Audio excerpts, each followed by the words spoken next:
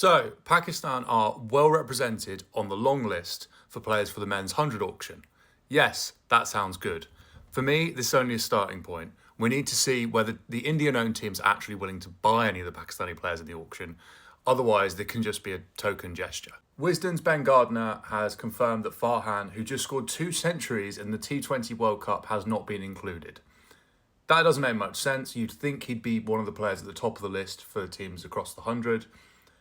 I am interested to see what more comes out on this one. Here are the 14 men's Pakistani players who've made the cut for the long list. So, Pakistani players being on the long list, a step in the right direction. It doesn't mean much though, unless we see significant interest in them during the auction, and the particular interest for a fan perspective will be whether the Indian-owned teams are actually willing to sign any of the Pakistani players.